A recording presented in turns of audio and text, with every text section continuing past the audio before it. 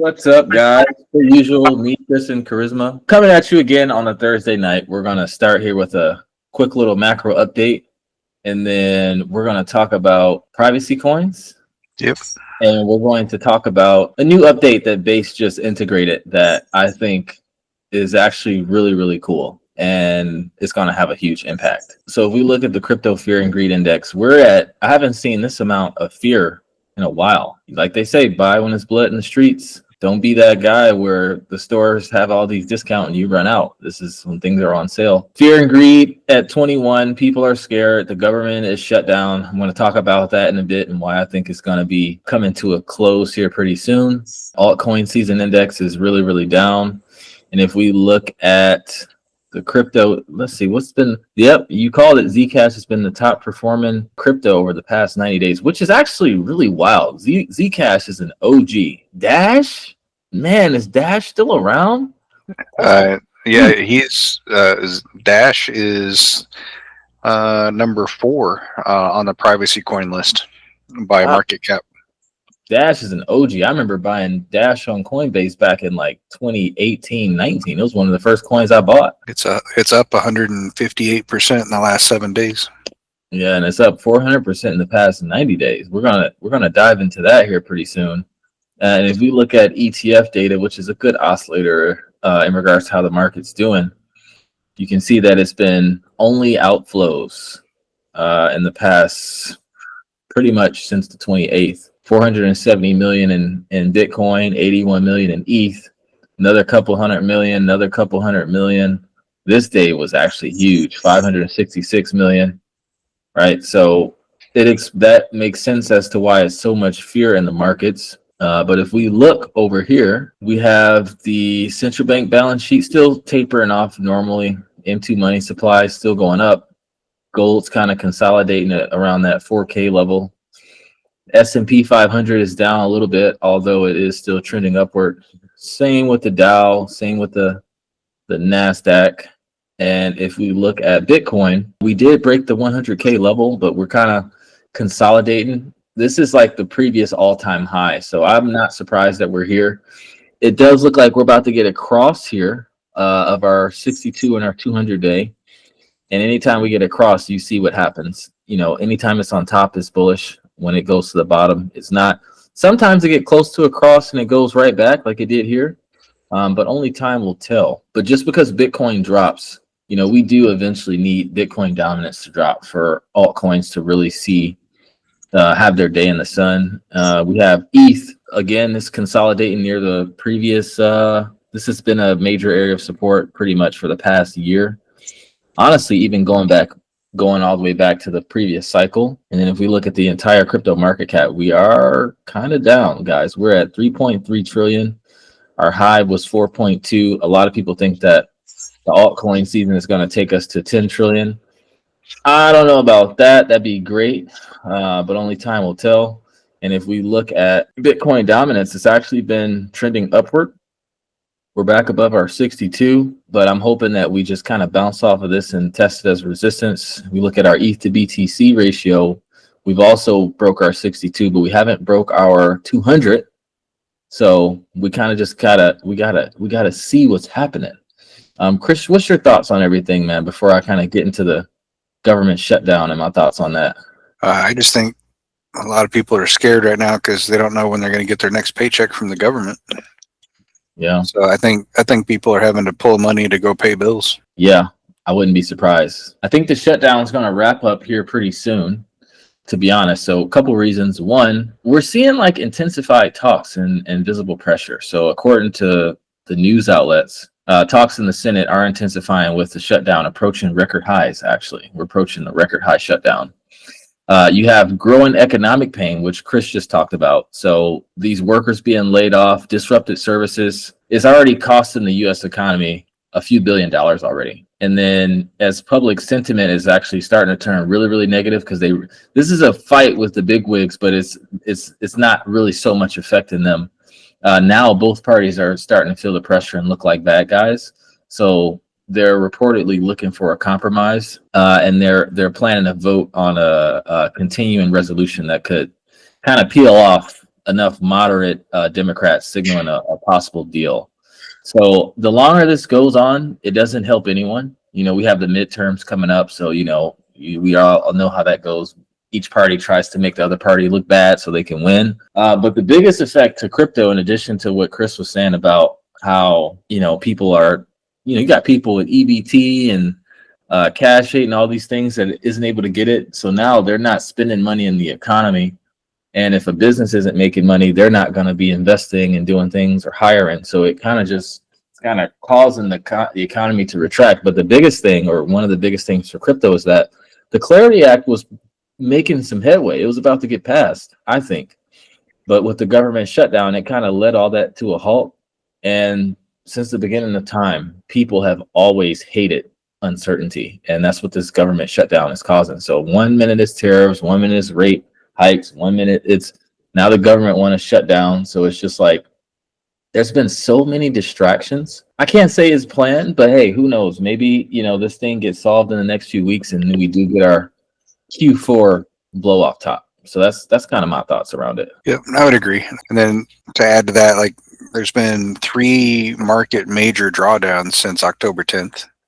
Yeah, that doesn't help with anybody's confidence in the markets. Sure. So, and then this last one that just happened 2 days ago looks like it was predicated by Binance sending a lot of stuff to Wintermute OTC to have Wintermute sell off for them, so that Binance and Wintermute gets a lot of extra cash out of the deal. And then added benefit of that is Binance causes mass liquidations, and then they get all the fees from all that. So Binance making money. The rest of the market is hurting. Per usual, that's how it goes, man. Well, they gotta feed their BNB machine somehow, and they all those new token launches and all the money they're putting into Yeezy Labs and everything. I mean, that money's got to come from somewhere. So, facts. Before you move on, I would love to hear about what you think about the possible rebates that they're talking about pouring back into the economy, and some of that possibly being flipped over to coming back to the consumers, and what kind of effect that may have on the crypto markets, you guys think? If it's anything like a stimulus check where people are going to get a check, the government's not going to be shut down forever. So I can definitely see it being bullish for crypto, especially like, let's say people get a check and then the government's back on.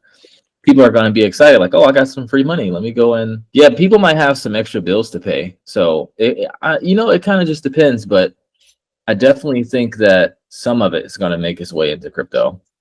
How much? I don't know. It depends on how long the government stays shut down. Chris, do you know about any rebates that they're talking about? And what's your thoughts on it? yeah, I heard Trump was mentioning that he was going to use some of the tariff money to give all eligible American adults like a check for $2,000, which would be a lot more than the check we got during COVID. So when people got those COVID checks, they didn't go and pay their bills. Most of them didn't. Most of them used it as free money, and they wanted to. They fled to the stock market. They fled to crypto, and it had a big influx into both of those markets. So, most people would have been better, paying off some bills, but they're like, oh no, I got free money, so they went and put those into things, which really caused some price spikes. So that's why I was thinking that if, Trump says a lot, but if what he says is true, and we get that, I can imagine quite a bit of money flowing into crypto, because people need to make some outsized returns because they haven't been making money for a while, and they're really hurting with inflation and everything. So, yeah, I can see that. When I compare the two, to be honest, man, I hope everyone invests all of it. Pump our bags. That's right. We've been here the whole time. We've been here the whole time. But if I look at it like back then, when we were getting the stimulus checks during the pandemic, interest rates have been low for a while, so capital was already cheap. And a lot of people had already been getting that extremely high unemployment. So they already had like a larger reserve of cash. Businesses were dropping prices to be competitive due to, like the shutdowns and things like that. So right now, that's not happening, but you do have like the stock market at all-time highs and Bitcoin kind of low. So I don't know. It kind of depends, but I would be surprised if there's more money invested now than back then, because they were giving away way more money back then. But $2,000 for everyone is a lot. So we'll see. Yeah. And a lot of people are already in like tech stocks and everything, because that's been, major outperforming this year. So, maybe they get tired of that. Maybe the tech stocks slow down once all the tariff stuff's actually figured out, and then they bring their money over here. That's my hope anyway. I hope so, man. So, man, let's talk about privacy coins, and then we can talk about the top pools. Are you invested into some privacy coins? You LP in for some privacy coins? Do you think we missed the boat by now?